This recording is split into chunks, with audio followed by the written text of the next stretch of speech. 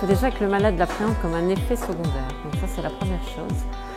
Et surtout qu'il relie ce qu'il ressent au traitement éventuel de la leucémie myéloïde chronique. Parce que le vécu d'un malade par rapport à des symptômes, c'est pas directement et implicitement lié à la leucémie myéloïde chronique et à son traitement. Donc déjà, la première chose, c'est d'avoir bien la réalité que ce qu'il va ressentir, c'est effectivement considéré comme un effet secondaire du traitement lié à la maladie.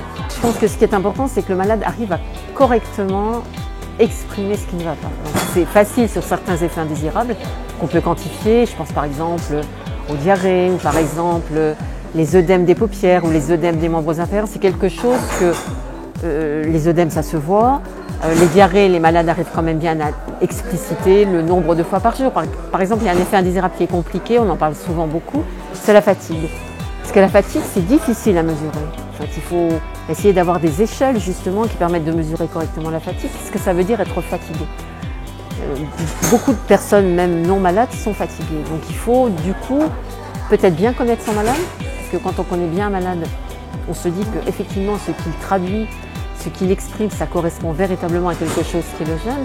Donc il faut déjà qu'il y ait une expression correcte du vécu et du ressenti du malade. Parce que s'il n'y a pas ça qui est donné au médecin, je pense que le médecin, du coup, a des difficultés à essayer d'accompagner son patient. Donc il faut déjà qu'il y ait une vraie prise en compte de l'intensité de l'effet indésirable et de l'existence même de l'effet indésirable. C'est déjà ça la première chose.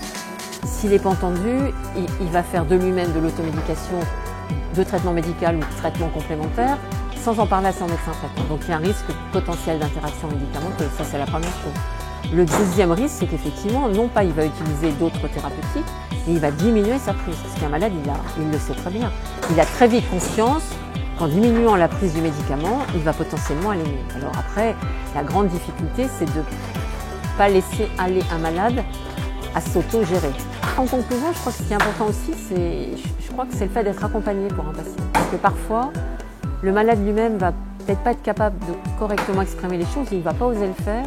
Et l'accompagnant va être capable de dire « mais moi quand même, il faut que je vous dise, docteur, vous voyez avant, mon mari, mon épouse, faisait ci, il allait faire les courses, il allait faire son jardin, mais là, véritablement, il ne peut plus faire les choses. » Et parfois, c'est peut-être plus facile que ce soit un accompagnant qui dise les choses que le malade lui-même, qui a une certaine résistance, peut-être une certaine pudeur aussi, à raconter quelque part ce qui ne va pas dans sa vie.